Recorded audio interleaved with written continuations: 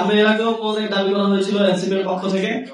তবে আজকে এবং এই পুরো প্রক্রিয়াটা যেভাবে সম্পন্ন হয়েছে, যেভাবে আইন এবং সংবিধান বহির্ভূতভাবে প্রার্থীদেরকে ঋণ খেলাপি এবং দ্বৈত নাগরিকত্ব ধারী প্রার্থীদেরকে যেভাবে বৈধতা দেওয়া হয়েছে, তারপরে আমরা মনে করি যে নির্বাচন কমিশন তার প্রতি যেই কনফিডেন্স সেটা হারিয়েছে। এবং এর বাইরে আরেকটা বিষয় আমি বলতে চাই যে এখনো আমরা অনেক প্রার্থীর এই বিষয়গুলো তো আসলে গোপন থাকে, অনেকেরই দ্বৈত নাগরিকত্ব থাকে কিন্তু সেটা গোপন থাকে, সেটা বের হওয়া একটা ব্যাপার।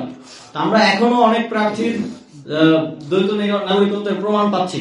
যেমন ঢাকা 11 আসনে সাবেক কমিশনার এম এ কাইয়ুম, ওনার দ্বৈত নাগরিকত্বের প্রমাণ আজকে সোশ্যাল মিডিয়ায় আমরা বিভিন্ন ভাবে দেখতে পেলাম। এবং সিরাজগঞ্জ 6 আসনে আমরা দেখতে পেয়েছি এবং আরো কয়েকটা আসনে আমরা দেখতে পাচ্ছি। তো আমরা মনে করি যে নির্বাচন কমিশনের এটা দায়িত্ব যে যিনি নির্বাচন করছে তিনি দেশের নাগরিক কিনা, অথবা যে প্রার্থী দ্বৈত নাগরিকত্বের অভিযোগে অভিযুক্ত তার দায়িত্বটা প্রমাণ করা যে তিনি বাংলাদেশের নাগরিক, এককভাবে বাংলাদেশের নাগরিক কিনা। অথচ আমরা দেখলাম যে অভিযোগ করছে তাকে বলা হচ্ছে আপনি এসব প্রমাণ করেন যে সে নাগরিক কিনা। এটা অত্যন্ত এক ধরনের নন প্রফেশনাল এবং এক ধরনের আমরা আজকে একটা প্রবণতা দেখেছি নির্বাচন কমিশনারদের মধ্যে যে তারাই যেন দ্বৈত নাগরিকদের ঋণ খেলাপিদের কোনো না কোনো উপায় পার করে দেওয়ার জন্য চেষ্টা করছেন। এই যে আমাদের মুসা ভাই একটু আগে বললেন যে একজন কমিশনার সেই এফিডেভিটটা ভাষা কি হবে, কিভাবে লিখতে হবে, এটা সহযোগিতা করছেন, এটা ওনার কাজ না। আমরা দেখেছি যে সাংবিধানিক যে আইন, সংবিধানে স্পষ্টভাবে উল্লেখকৃত একটি বিষয়কে 300 টাকার এফিডেভিট দিয়ে তারা জাস্টিফাই করছেন এবং ইন্টারপ্রেট করছেন। এটা বাংলাদেশের আইনের জন্য, আইনের শাসনের জন্য, সংবিধানের জন্য এবং নির্বাচনের জন্য, গণতন্ত্রের জন্য একটা ঝুঁকিপূর্ণ বিষয় হিসেবে এবং শঙ্কাপূর্ণ বিষয় হিসেবে আমরা আইডেন্টিফাই করেছি। এবং সামনের দিনে আমি যেটা বললাম আমাদের কর্মসূচি আমরা আপনাদেরকে জানাবো। তবে আমরা আইনি লড়াই চালিয়ে যাবো আগামীকালকে থেকে, এটার প্রক্রিয়া আপনারা দেখতে পাবেন। এটা কি শুধুমাত্র বিএনপির ক্ষেত্রে হচ্ছে নাকি অন্যান্য যে রাজনৈতিক দলগুলো রয়েছে তাদের ক্ষেত্রে কি নির্বাচন কমিশন একই কাজটি এটা যদি বলতেন? আমরা আরেকটা বিষয় একটু উল্লেখ করতে চাই যে এই একই বিষয়ে গত এই শুনানি চলাকালে 11 তারিখ, 12 তারিখ, 13 তারিখ এই জানুয়ারি মাসে জামাতের 2 জন প্রার্থী, জামাতে ইসলামের 3 জন প্রার্থীর বিষয়ে অলরেডি আমাদের কাছে ডকুমেন্টটা আছে যে 5 জন নির্বাচন কমিশনারের স্বাক্ষরিত একটা ডকুমেন্ট।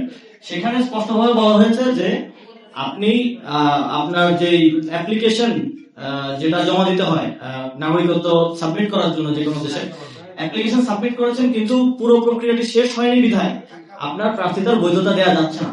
এবং এটা একটা সাইন ডকুমেন্টটা আমরা আপনাদের সাথে শেয়ার করতে পারি যে 5 জন নির্বাচন কমিশনার সেটা স্বাক্ষর করেছেন। এখন যখন দেখা গেল যে বিএনপির আরো 15-20 জনের মতো প্রার্থী এই একই নিয়মে যদি কন্টিনিউ করা হয় তাহলে ফেসে যাচ্ছে। ওনারা যেই রায়টা ওনারা দিয়েছিলেন স্বাক্ষরিত, সেটা আইন বহির্ভূতভাবে আমরা রিকল করছে। এটা রিকল করার কোনো এখতিয়ার বাংলাদেশের কোনো আইনের নির্বাচন কমিশনের নেই, এটা রিভিউ করার এখতিয়ার তাদের নেই। যখন তারা স্বাক্ষরিতভাবে একটা শুনানির রায় দিয়ে দেন, তো তারা এই যে এত বড় পরিমাণে প্রার্থীতা বাতিল হয়ে যাচ্ছে এটাকে বাঁচানোর জন্য পূর্ববর্তীতে দেওয়া রায়কে পরিবর্তন করছেন আইন বহির্ভূতভাবে।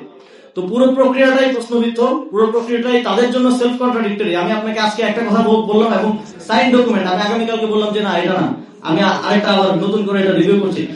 এটা কোনোভাবেই, এটা কমন সেন্সেই এটা জাস্টিফাই হয় না এবং বাংলাদেশের আইনও এটাকে কোনোভাবেই জাস্টিফাই করে না। সেই জায়গা থেকে আমরা মনে করি পুরোটা বিষয় পরিকল্পিত। এবং আজকে আপনারা যে নাটকটা দেখেছেন যে বাইরে মিছিল, ভেতরে তারা বসে আছেন এবং একজন একই সাথে আর্গুমেন্ট করছেন, আবার সিইসির সাথে বৈঠকে যাচ্ছেন, বৈঠকের পরে রায় আসছে, এই পুরোটা প্রক্রিয়াটা একটা নাটক মঞ্চায়িত হয়েছে। এটা এক ধরনের বলিউডের মতো সিচুয়েশন সেখানে ক্রিয়েট করা হয়েছে এবং এর মধ্য দিয়ে তারা যে প্রিজাডিস নিয়ে এসেছিলেন, তারা আগে থেকেই যেটা সিদ্ধান্ত নিয়ে এসেছিলেন সেটাই বাস্তবায়ন করেছেন। তাদেরকেই, সেই লোকগুলোকেই তারা ঋণ খেলাপি এবং দ্বৈত নাগরিকত্বের অভিযুক্ত এবং প্রমাণিত লোকগুলোকে তারা নির্বাচন করার সুযোগ তৈরি করে দিয়েছে।